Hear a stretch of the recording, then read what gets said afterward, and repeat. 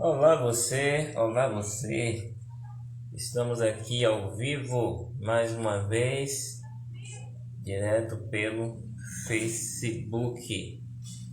Eu estou tentando colocar em uma posição em que dê pra gente se ver bem, mas está difícil. Tá bem difícil mesmo. Vamos ver aqui agora, acho que melhorou um pouquinho, né? Vamos lá. Deixa eu ver se eu consigo dar um jeito aqui nesse trem. E aí, melhorou? Melhorou. Vamos ver. Não tá bem do jeito que a gente gosta não, mas fazer o que, né? A gente faz o que a gente pode. Pronto, eu acho que agora deve dar pra fazer alguma coisa. E aí, meus amigos, como é que vocês estão? Todo mundo bem? Na paz do Senhor Jesus Cristo? Eu confesso para você que esse capítulo 11 de 1 Reis, eu não queria falar sobre ele não, porque imagine você, o capítulo 10 é tão bonito, uma história magnífica, a rainha de Sabá vem de tão longe, 75 dias, mais de 2.000 quilômetros, para chegar onde ele estava e ver a magnificência do reino de Salomão. Ele já estava com 20 anos no poder, havia construído o palácio, o templo de Deus, tudo perfeito. E agora, neste momento em que essa história acontece, Deus acaba levantando adversários contra Salomão, porque ele se encheu de mulheres, 1.000 mulheres.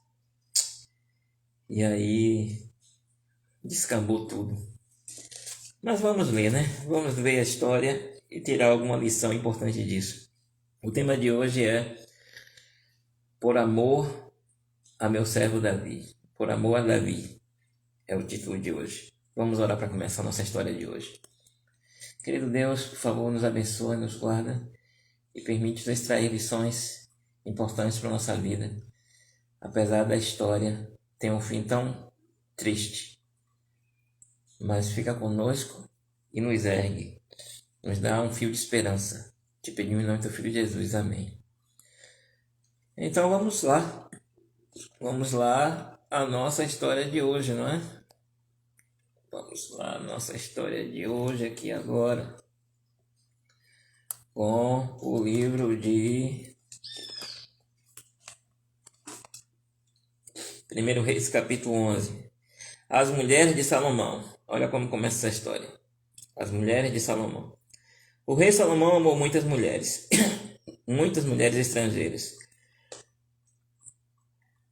além da filha de Faraó, né? Além da filha de Faraó. Eram mulheres moabitas, olha quantos povos. Egito, né? Que era a filha de Faraó. Mulheres moabitas, amonitas, edomitas, sidônias e hititas. 6 povos, né? Elas eram das nações a respeito das quais o Senhor tinha dito aos israelitas: vocês não poderão tomar mulheres dentre essas nações, porque elas os farão desviar-se para seguir os seus deuses. No entanto, Salomão apegou-se amorosamente a elas. Casou com 700 princesas e 300 concubinas, e as suas mulheres o levaram a desviar-se. À medida que Salomão foi envelhecendo, suas mulheres o induziram a voltar-se para outros deuses, e o seu coração já não era totalmente dedicado ao Senhor, seu Deus, como fora o coração do seu pai Davi. Ele seguiu Astarote, a deusa dos Sidônios, e Moloque, o repugnante deus dos Amonitas. Dessa forma, Salomão fez o que o Senhor reprova. Não seguiu completamente o Senhor como seu pai Davi. No monte que fica a leste de Jerusalém, Salomão construiu um altar para Camus, o repugnante deus de Moabe, e para Moloque, o repugnante deus dos Amonitas. Também fez altares para os deuses de todas as suas outras mulheres estrangeiras, que queimavam incenso e ofereciam sacrifícios a eles. O Senhor irou-se contra Salomão por ter se desviado do Senhor, o Deus de Israel, que lhe havia aparecido 2 vezes. Embora ele tivesse proibido Salomão de seguir outros deuses, Salomão não lhe obedeceu.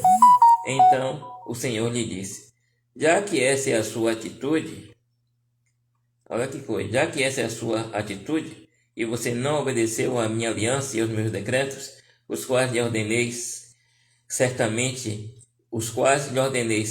lhe tirarei, certamente lhe tirarei o reino e o darei a um de seus servos. Agora entendi a entonação da frase. No entanto, por amor a Davi, seu pai, não farei isso enquanto você viver. Tá vendo? Por amor a Davi, Deus não executa o juízo no período que Salomão estava vivendo. Não era por causa de Salomão, era por causa da promessa que ele fez a Davi. E aí você se pergunta, será que foi realmente por causa de Davi? Como é que Davi entra nessa história?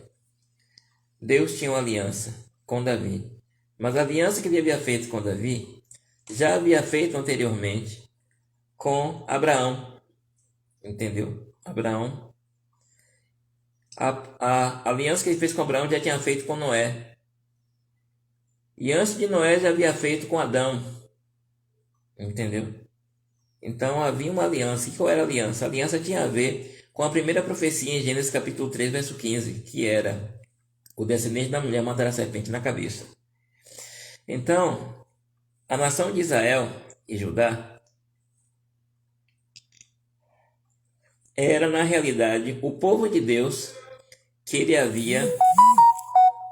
o povo de Deus... Deixa eu tirar esse som daqui. Tirei esse som. Toda hora não aparecia alguém ficar me incomodando.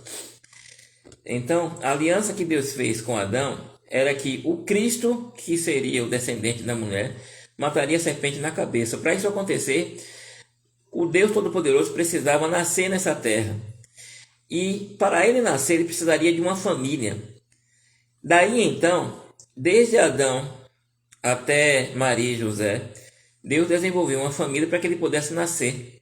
Entendeu? Por isso, a família de Davi não poderia ser destruída, porque seria da família de Davi, da tribo de Judá, filho de Jacó, descendente de Isaac, filho de Abraão, e este de Adão.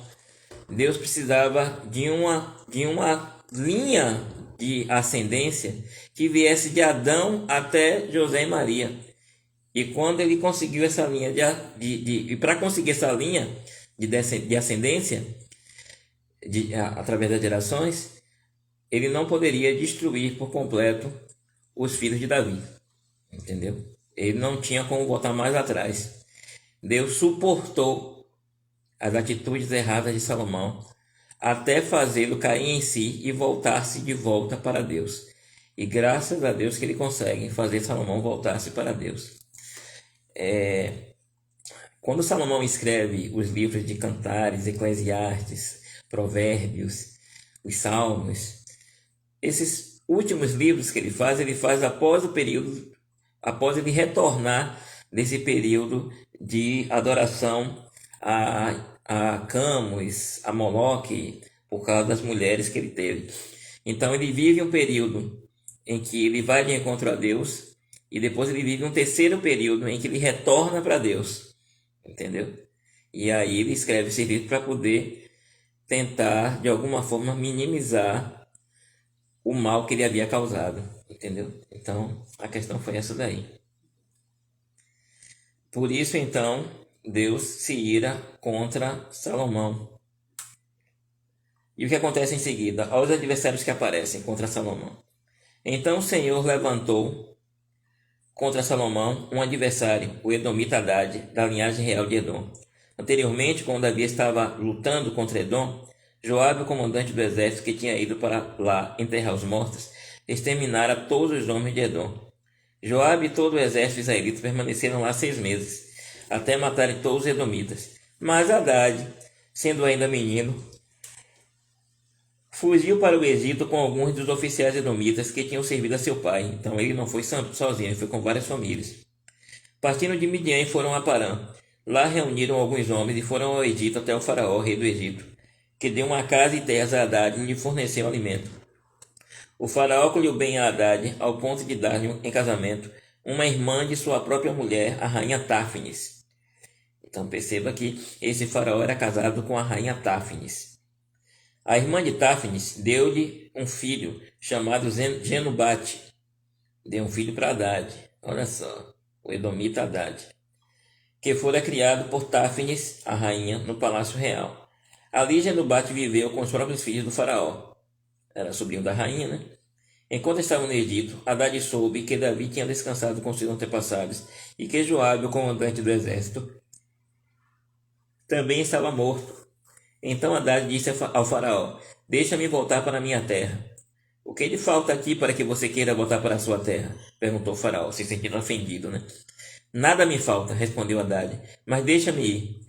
E Deus fez, então ele retorna para Edom e lá ele assume o reino e começa a fazer uma luta contra Salomão. E Deus fez um outro adversário levantar-se contra Salomão. Rezon, filho de Eliada, que tinha fugido do seu senhor, Hadadezer, rei de Zobá. Quando Davi destruiu o exército de Zobá, Rezon reuniu alguns homens e tornou-se líder de um bando de rebeldes. Eles foram para Damasco, onde se instalaram e assumiram o controle. Rezon foi adversário de Israel enquanto Salomão viveu e trouxe-lhe muitos problemas, além dos causados por Hadad. Assim Rezon governou a Síria e foi hostil a Israel. Percebam que depois de 20 anos no poder, tudo sob controle, pelo fato de Salomão ter descambado, saído da vontade de Deus, ele perde o controle e essas pessoas se levantam contra ele e ele tem que guerrear contra elas. Aí vem uma terceira pessoa, já tem duas, né? Que é Hadad e agora Rezon. E o terceiro é o Jeroboão, a rebelião de Jeroboão contra Salomão. Olha o que acontece. Também Jeroboão, filho de Nebate, rebelou-se contra o rei. Ele era um dos oficiais de Salomão, um efraimita de Zeredá. Se era efraimita, então ela descendia de José, filho de Jacó. E a sua mãe era uma viúva chamada Zerua. Olha que situação. Então Jeroboão ainda tinha uma mãe viva. Sua mãe era viúva e ela se chamava Zerua. Ele era um dos oficiais de Salomão, um efraimita de Zeredá. Então Jeroboão tinha uma mãe viúva, seu pai já era falecido, e ele era efraimita de Zeredá. Foi assim que ele se revoltou contra o rei. Salomão tinha construído o Milo, tinha construído um aterro, e havia tapado a abertura do muro da cidade de Davi, seu pai. Então isso aconteceu depois que a rainha, a filha de Faraó, saiu de dentro de Jerusalém e foi para o palácio que Salomão havia construído para ela. Porque é nessa ocasião que Salomão constrói o Milo, constrói um aterro. Aterro, até onde eu sei, na nossa cultura, é um lugar onde se coloca detritos, lixo, né? Não sei se foi por esse motivo que ele esperou ela sair de lá, então, para fazer esse aterro. Que não combinaria com a cultura que ela tinha, né? Seria uma ofensa para ela. Mas agora que ele faz esse aterro, nesse mesmo momento, Jeroboão se torna encarregado dele. Ora, Jeroboão era homem capaz, e quando Salomão viu como ele fazia bem o seu trabalho, encarregou de todos que faziam trabalho forçado, pertencentes às tribos de José. Naquela ocasião, Jeroboão saiu de Jerusalém, e Aías, o profeta de Siló, que estava usando uma capa nova, encontrou-se com ele no caminho. Os dois estavam sozinhos no campo. E Aías segurou firmemente a capa que estava usando, rasgou-a em 12 pedaços e disse a Jeroboão: Apanhe 10 pedaços para você, pois assim diz o Senhor, o Deus de Israel: Saiba que vou tirar o reino das mãos de Salomão e dar a você 10 tribos. Mas, por amor ao meu servo Davi, a cidade de Jerusalém, a qual é escolhida entre todas as tribos de Israel, ele terá uma tribo. Farei isso porque eles me abandonaram e adoraram Astarote, a deusa dos Sidônios, Camus, deus dos Moabitas, e Moloque, deus dos Amonitas, e não andaram nos meus caminhos, nem fizeram o que eu aprovo, nem obedeceram os meus decretos e as minhas ordenanças, como fez Davi, pai de Salomão. Mas não tirarei o reino todo das mãos de Salomão. Eu o fiz governante todos os dias de sua vida por amor ao meu servo Davi, a quem escolhi e que obedeceu aos meus mandamentos e aos meus decretos. Tirarei o reino das mãos do seu filho e darei 10 tribos a você. Darei uma tribo ao seu filho, a fim de que o meu servo Davi sempre tenha diante de mim um descendente no trono, em Jerusalém, a cidade onde eu quis pôr o meu nome. Quanto a você, eu farei reinar sobre tudo o que o seu coração desejar. Você será rei de Israel. Se você fizer tudo o que eu lhe ordenar e andar nos meus caminhos e fizer o que eu aprovo, obedecendo aos meus decretos e aos meus mandamentos, como fez o meu servo Davi, estarei com você. Edificarei para você uma dinastia tão permanente quanto a que edifiquei para Davi, e darei Israel a você. Humilharei os descendentes de Davi por causa disso, mas não para sempre. Perceba que a humilhação que a família de Davi ia sofrer não ia ser contínua, ia ter um início, um meio e um fim. Salomão tentou matar Jeroboão, mas ele fugiu para o Egito, para o rei Sisaque, e lá permaneceu até a morte de Salomão. Como o profeta havia dito para Salomão que o reino dele seria dado para outra pessoa, que seria melhor do que ele percebe que Jeroboão, por ser uma pessoa muito digna e fazer tudo direitinho, poderia ser essa pessoa. Alguém deve ter dito alguma coisa para ele, mas o fato é que ele ficou sabendo e por isso começa a perseguir a Salomão. Aí vem o final do capítulo, né? Os demais acontecimentos do reinado de Salomão, tudo o que fez, a sabedoria que teve, estão todos escritos nos registros históricos de Salomão. Salomão reinou 40 anos em Jerusalém e sobre todo Israel. Então descansou com os seus antepassados e foi sepultado na cidade de Davi, seu pai. E o seu filho Roboão foi o seu sucessor. É por isso que eu fico triste ao ler essa história, entendeu? Porque esse foi o fim da história de Salomão. E não foi um fim muito bonito, né? Só que aqui o livro de Reis não conta a história toda. Eu acho que Crônicas deve acrescentar alguma coisa a mais. Mas, segundo a tradição judaica, e é o que nós lemos aqui, e nós vimos, nós entendemos que Salomão, ele não morreu no pecado. Ele se arrepende e se volta para Deus e tenta compensar o tempo perdido, escrevendo os livros de Cantares, Eclesiastes e Provérbios e os Salmos, né? Tem alguns salmos que pertencem a ele. Então, dessa forma, ele tentou reverter a situação, mas era tarde demais. Daí em diante, os próximos reis de Israel e Judá começam a descambar para a idolatria e é uma tristeza até causar o exílio babilônico, entendeu? Então, foi isso aí.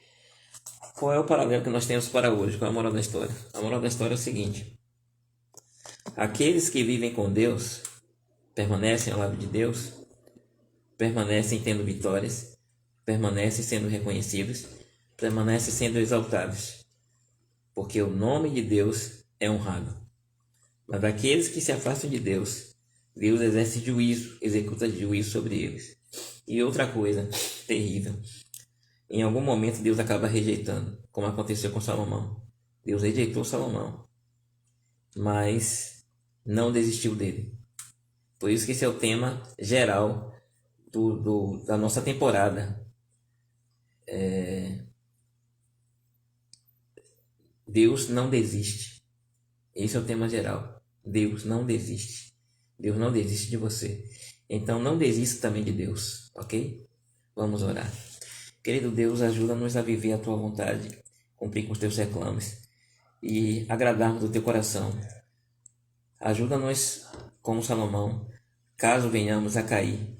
Ajuda-nos a nos reerguer como ele se reergueu e voltemos-nos para ti como ele também retornou. Toma-nos nas tuas mãos, ó Pai, sob teus paternais cuidados e nos dá uma boa noite quando chegar. Te pedimos por tua graça sobre o restante dessa semana em nossas vidas. Em nome do teu Filho Jesus Cristo. Amém. Amém? Muito bem, um abraço para você. Fique com Deus. Nós vamos repostar esse vídeo no YouTube e no Instagram, se conseguirmos mais uma vez. Mas que Deus te abençoe, que te dê a sua graça sobre sua vida, ok? Um abração para você. Tchau, tchau.